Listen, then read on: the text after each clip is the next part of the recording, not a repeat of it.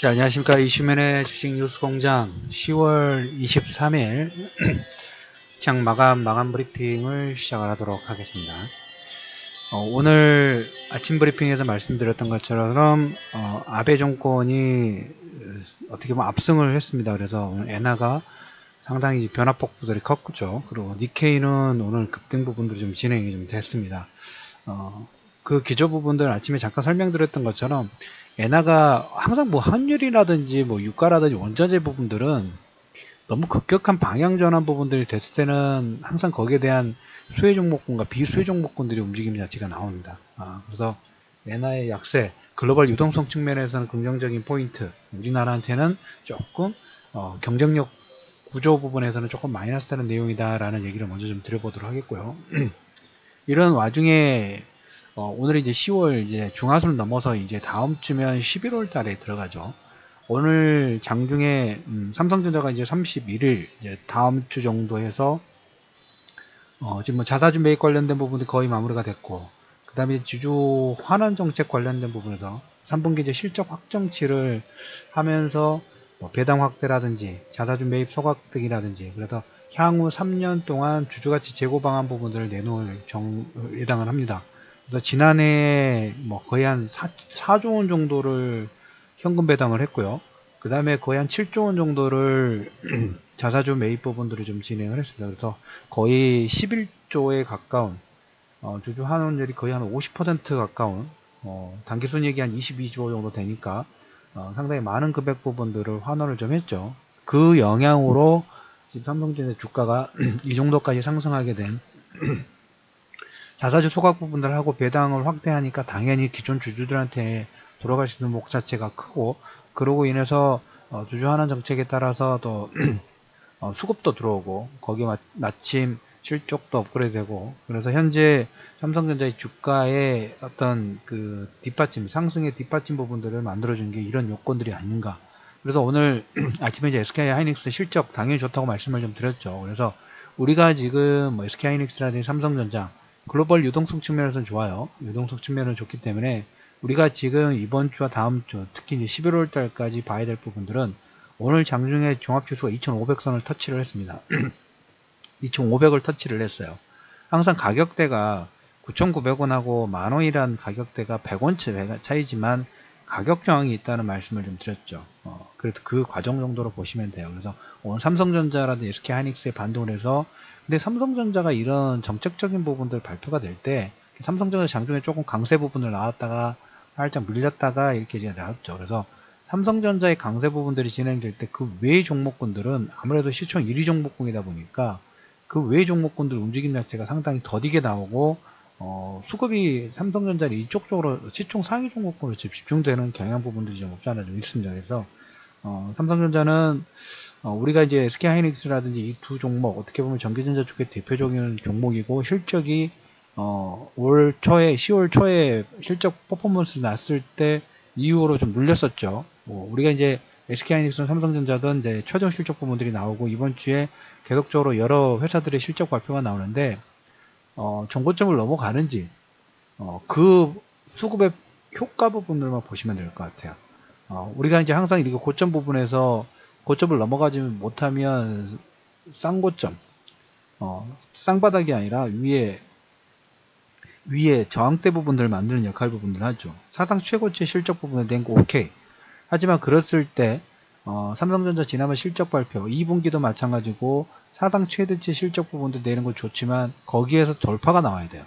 오버슈팅이 나와야 돼요. 최소한 오버슈팅이 나와야 되는데 그런 모습이 나오는지 여러분들, 그래서 지금 시점에서 기존 보유하신 분들은 이번에 저점 잡고 그대로 그냥 홀딩하는 거고 추세를 그냥 따라가면 되는 거고, 신규 매매 부분들은 조금 부단한, 조금 뭡니까 위치 자체가 올라온 폭 자체가 이런 실적 기대감 부분으로 주가 반영 부분들이 어느 정도 끝난 상태이기 때문에 차라리 돌파돼서 오버슈팅 나오는 그 시점에 주변 상황 부분들을 판단하시고 그때 하시는 게 낫지 않느냐라는 코멘트를 좀 드렸죠. 그래서 그건 좀 보자. 우리가 이렇게 흐름 부분들에서 삼성전자와 SK하이닉스 움직임 부분을 본다고 하면 이 부분들을 중점적으로 보실 필요가 있다는 얘기를 드리도록 하겠고, 이런 얘기를 오늘 좀 드려보고 싶어요. 제목을 어떤 제목을 제가 잡아봤냐면, 외국인들이 10월 들어가지고 지금 오늘 10월 23일이죠. 10월 들어서 우리나라 그 코스피 현물 있죠. 현물을 거의 한 2조 원 정도 매수를 했어요. 매수를 했는데 이에 반해서 국가 지자체 있죠. 이 국가 지자체의 성격분은 특히 우체국이 우정사업본부가 대부분 하는데 여기는 현물을 1조 6천억, 지금 제가 통계를 보니까 조사를 해보니까 1조 6천억 정도 매도를 했어요. 외국인들은 10월 들어서 코스피 현물을 2조 원 정도 매수를 했는데 국가 기자체는 1조 6천억 정도 매도를 했어요. 오늘도 보시면 장중 수급 부분들 체크하신 분들은 이건 뭐지? 외국인들이 9천 계약을 매도를 했습니다. 선물 매도 계약을 9,700계약 정도로 선물 매도를 하고 현물은 3,100억 정도 매수를 했어요. 근데 거래소 쪽에 코스피 쪽에서 누가 이렇게 기관 측에서 6,100억 정도 매도가 나와서 보니까 국가 지자체가 또 5,700억 정도 매도를 했어요. 10월의 전체적인 추세하고 국가 지자체는 계속 그 매도하는 주체이고 외국인들이 계속적으로 매수하는 주체인데 지금 인플레이션 시대에서 외국인들은 채권 쪽에서 지금 뭡니까 주식 쪽으로 자금 이동 부분들이 지속적으로 진행되고 있는데 국가 지자체라든지 기관 투자가들 같은 경우에 특히 기관 투자가들 성향 자체는 어떤 장기 포석 부분들을 하기가 힘들어요. 특히 국가 지자체는 주로 뭘 매매 부분들을 하냐면 우리가 이제 베이시스 있죠. 선물이나 이런 부분들 베이시스 차가 어느 정도 보면 거기에 단기 트레이딩 부분들 할 때 현 선물 부분들을 이용을 하는 차익 거래를 위주로 해요. 외국인들은 코스피의 비차익 거래 부분들을 위주로 하고 국가 지자체나 기관 쪽은 어떤 포지션 부분들을 경기 성장세라도 이런 부분을 보면서 장기 투자 부분들을 하는 게 아니라 그때그때 상황에 따라서 작은 틈 보이면 단기 트레이딩 하는 거예요. 이게 차익만 먹고 빠지는 거예요. 그러면서 지금 현물 자체가 외국인이 저렇게 계속 이동을 하고 있죠. 계속적으로 이런 매매만 주체예요. 주체 자체의 성격 부분들을 본다고 하면 외국인들은 지금 2조 원 정도 매수 들어갔고 국가 기자체 같은 경우는 현 선물의 차익거래 부분들을 진행하면서 1조 6천원 정도 매도를 하고 있는 그런 과정 중에 있습니다. 그래서 어떻게 보면 오늘 선물의 9천 계약 이 부분들은 차익거래 차원에서 이렇게 움직였다라는 측면으로 보시면 될 것 같고 이번 주에 이제 22 통화정책 회의 어떻게 보면 글로벌 유동성 측면에서는 엔화의 약세 부분들이 유동성에 긍정적인 영향 부분들을 주고 있다.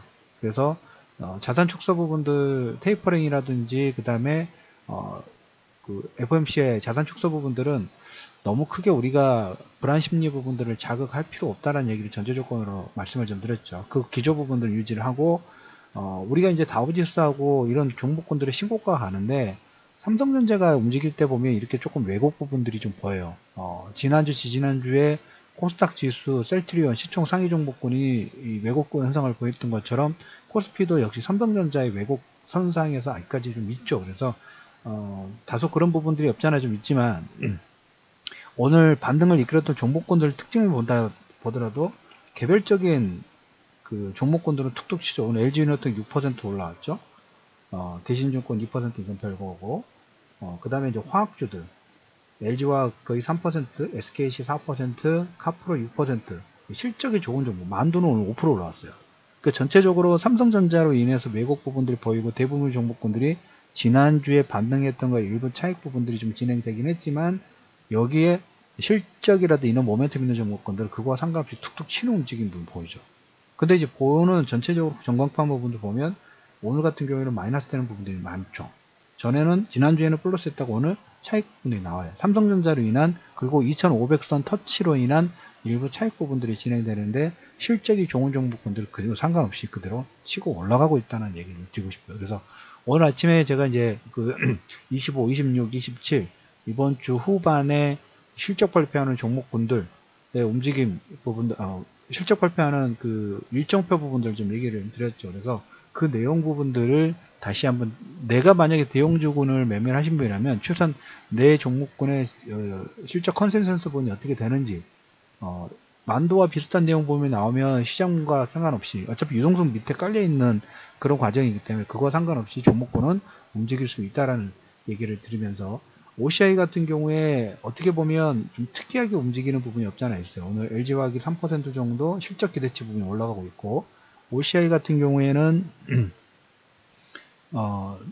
그 신재생 에너지 관련된 부분에서는 그 11월 달까지 미국의 조사 부분들이 진행된다는 코멘트 드렸는데, 창업주가 돌아가셨죠. 돌아가시면서 장남으로 이제 다음 경영권 부분이 넘어가는데, 실질적으로 뭐 그런 불협화한 부분들이 없을 수도 있겠지만 시장에서 우려하는 부분이 장남의 지분이 그렇게 많지가 않아요. 그래서 이런 걸로 인해서 어떻게 보면 개별적인 모멘텀이죠. 모멘텀으로 그것도 플래시로건 가격 자체가 하반 경기 부분이 워낙 탄탄하기 때문에, 그리고 OCI가 지금 3분기 실적에 대한 컨센서스가 자체가 상당히 좀 좋습니다.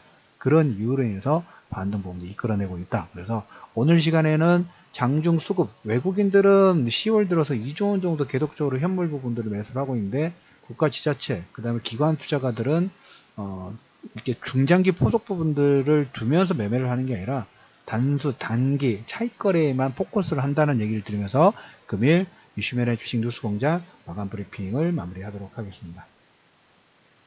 자, 25일 날은 삼성물산하고 삼성바이오로직스, LG디플, 그 다음에 고려아연, 한국항공우주, 현대산업이 실적 발표 예정 중이라는 코멘트 드리면서 마무리하도록 하겠습니다.